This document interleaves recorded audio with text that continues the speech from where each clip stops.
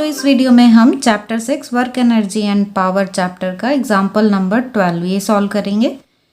ये एग्जाम्पल बच्चों बेस्ड है slowing down of neutrons in a nuclear reactor. किसी न्यूक्लियर रिएक्टर में न्यूट्रॉन की स्पीड को कम करने पर बेस्ड है ये।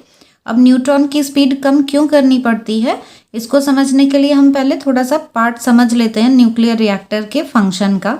बच्चों न्यूक्लियर रिएक्टर में यूरेनियम 235 को एज अ फ्यूल यूज़ करते हैं। न्यूट्रॉन आकर इसको हिट करता है, इसके न्यूक्लियस को हिट करता है, जिससे कि ये लाइट एलिमेंट में स्प्लिट हो जाता है। इस प्रोसेस में एनर्जी रिलीज होती है और न्यूट्रॉन्स भी रिलीज होते हैं। वो न्यूट्रॉन आगे जाके दूसरे यूरेनियम 235 के न्यूक्लियस को हिट करते हैं और फिर से ऐसे ही एनर्जी रिलीज होती है और ये चेन रिएक्शन चलती जाती है। इसी को हम बोलते हैं न्यूक्लियर फिजन। पर बच्चों यहाँ पर क्या है, जो न्यूट्रॉन रिलीज होते हैं उनकी स्पीड बहुत ज़्यादा होती है, बहुत हाई स्पीड न्यूट्रॉन्स रिलीज होते हैं। और इतनी हाई स्पीड के न्यूट्रॉन्स के बाकी जो यूरेनियम के ये न्यूक्लियस हैं, इनको हिट करने का या इनसे इंटरेक्ट करने की जो प्रोबेबिलिटी होती है वो बहुत ही कम होती है, क्योंकि ये बहुत तेज़ी से निकल जाते हैं उसके पास से इनको हिट किए बिना। इसलिए क्या करना होता है, न्यूट्रॉन्स की स्पीड को कम करना होता है, स्लो डाउन करना होता है, और इसके लिए मॉडरेटर का यूज़ किया जाता है। अब as a moderator heavy water या ग्रेफाइट ये यूज़ किए जाते हैं। अगर हैवी वाटर यूज़ किए जाते हैं तो जो न्यूट्रॉन है वो ड्यूटेरियम से कोलाइड करता है और इस कोलिजन में वो अपनी एनर्जी ड्यूटेरियम को ट्रांसफ़र कर देता है, तो उसकी काइनेटिक एनर्जी ड्यूटेरियम में ट्रांसफ़र हो जाती है, तो उसकी स्पीड कम हो जाती है। इस तरह से न्यूट्रॉन की स्पीड को कम किया जाता है। ऐसे ही अगर हम ग्रेफाइट का यूज़ कर रहे हैं एज ए मॉडरेटर, तो जो कोलिजन होता है न्यूट्रॉन का वो होता है कार्बन के साथ, और इसमें भी वो अपनी एनर्जी कार्बन को ट्रांसफ़र कर देता है और खुद की उसकी स्पीड कम हो जाती है और प्रोबेबिलिटी इंक्रीज़ हो जाती है यूरेनियम 235 से इंटरेक्ट करने की। तो बच्चों इस क्वेश्चन में हमें बताना क्या है, इस क्वेश्चन में हमें ये शो करना है कि न्यूट्रॉन की most of the kinetic energy is transferred to the deuterium और कार्बन। पर बच्चों हम ये ध्यान रखेंगे कि हमें यहाँ पर ये कोलिजन इलास्टिक कोलिजन गिवन है, मीन्स एनर्जी का लॉस नहीं होगा, एनर्जी ट्रांसफ़र ही होगी। तो हम इसको सॉल्व करने के लिए देख लेंगे कि पहले न्यूट्रॉन की एनर्जी कितनी है और बाद में कितनी हो गई, तो इससे हमें ये पता चल जाएगा कि कितना एनर्जी का उसमें लॉस हुआ। वो जो लॉस होगा वो इनमें ट्रांसफ़र हो जाएगा ड्यूटेरियम और कार्बन में। तो इसका सॉल्यूशन देखते हैं। बच्चों हमने मान लिया कि ये न्यूट्रॉन है जो U1 स्पीड से मूव करता है और जाके ड्यूटेरियम को हिट कर देता है जो इनिशियली रेस्ट पर है। ये बिफोर कोलिजन की हमने कंडीशन ली हुई है कि न्यूट्रॉन की स्पीड है U1 और जो ड्यूटेरियम है उसकी स्पीड है 0। कोलिजन के बाद क्या है कि इसकी स्पीड हो जाती है V1 और जो ड्यूटेरियम है उसकी स्पीड V2, ये भी मोशन में आ जाता है। ये आफ्टर कोलिजन की कंडीशन हो गई। यहाँ पर हमें ये गिवन है कि इन दोनों का जो कोलिजन है वो इलास्टिक कोलिजन है। इलास्टिक कोलिजन में क्या होता है, मोमेंटम कंजर्व रहता है। तो हमने कंजर्वेशन ऑफ मोमेंटम का ये फॉर्मूला अप्लाई कर दिया, m1u1 plus m2u2 is equal to m1v1 plus m2v2। अब हमें पता है कि U2 की वैल्यू तो 0 है ये यहाँ पर, तो U2 को 0 रखा तो हमारे पास ये रिलेशन आ गया, इसको हमने इक्वेशन नंबर 1 मान लिया। इलास्टिक कोलिजन में बच्चों क्या होता है, एनर्जी का कोई लॉस तो होता नहीं है, इसलिए coefficient of restitution means ratio of जो वेलोसिटी के चेंजेस का रेशो है वो 1 रहता है यहाँ पर। तो V2 minus V1 upon U1 minus U2 is equal to 1, ये वैल्यू होती है कोफिशिएंट ऑफ रेस्टिट्यूशन की।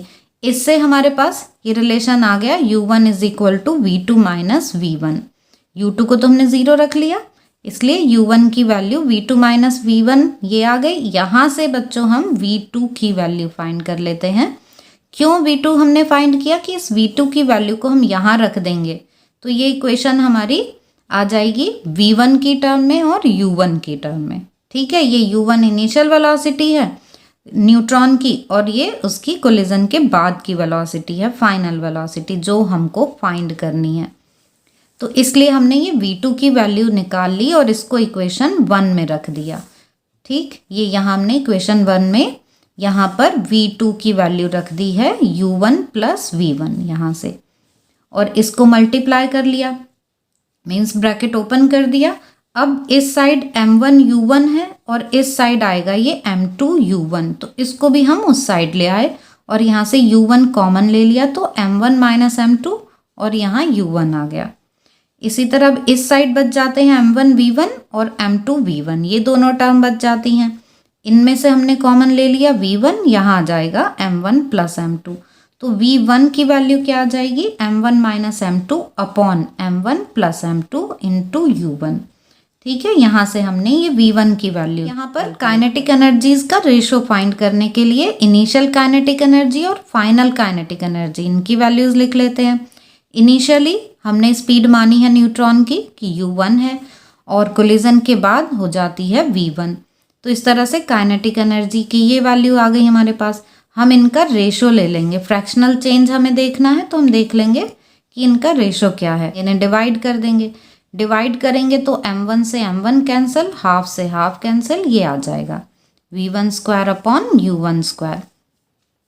यहाँ पर बच्चों हम ये v1 की वैल्यू पुट कर देंगे जो अभी हमने जस्ट कैलकुलेट की। ये हमने जो यहाँ पर ये v1 की वैल्यू निकाली है उसको हम यहाँ पर रख देंगे। ठीक है, इसका स्क्वायर है तो हमने स्क्वायर कर दिया। अब u1 स्क्वायर, यहाँ पर भी ये u1 स्क्वायर हो जाएगा तो ये भी कैंसिल हो गए। सिर्फ हमारे पास क्या बचा, m1 minus m2 upon m1 plus m2 का स्क्वायर। यहाँ बच्चों न्यूट्रॉन का मास हम m1 मान रहे हैं और ड्यूटेरियम का मास जो होता है वो अप्रॉक्सीमेटली न्यूट्रॉन के मास का डबल होता है, तो ये ड्यूटेरियम का मास हम 2m1 ये ले रहे हैं।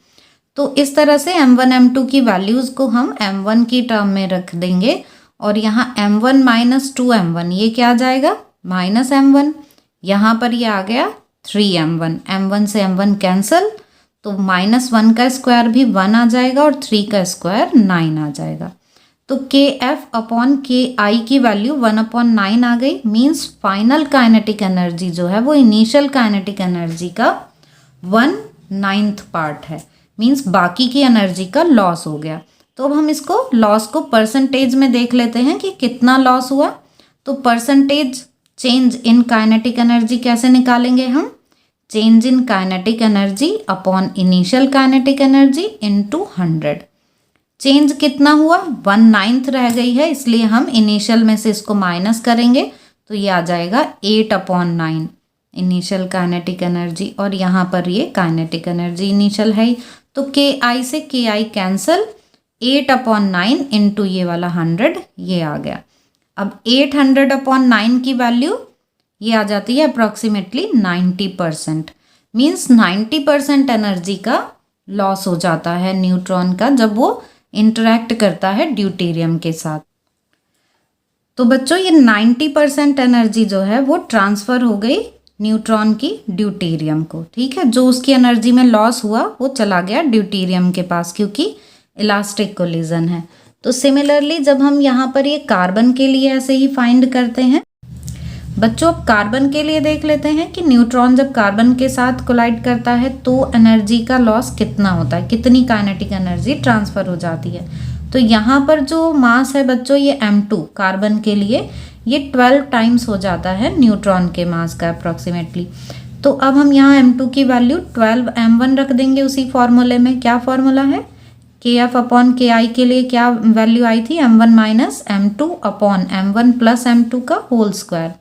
तो यहाँ पर हमने m2 की वैल्यू 12m1 रख दी है, यहाँ m2 की वैल्यू 12m1 रख दी है। तो इस तरह से हमारे पास 11/13 का स्क्वायर आ गया। इसको हम 121/169 ऐसे लिख लेंगे। इसको बच्चों अगर हम परसेंटेज की फॉर्म में देखें तो ये हमारा आता है 71.6%। पर हम देख रहे हैं अब काइनेटिक एनर्जी में कितने परसेंट चेंज हो रहा है। तो percentage change in kinetic energy same formula हमने यूज़ कर लिया, change in kinetic energy upon initial energy into 100। तो यहाँ पर बच्चों हम इसको ki अपॉन ki को 1 लिख दे रहे हैं, kF अपॉन ki की वैल्यू हमारे पास ये है वो रख दी हमने। तो 1 माइनस 121/169 इंटू 100। यहाँ पर एलसीएम ले लेते हैं तो ये 169 से 121 सब्ट्रैक्ट करेंगे तो 48 आ जाता है।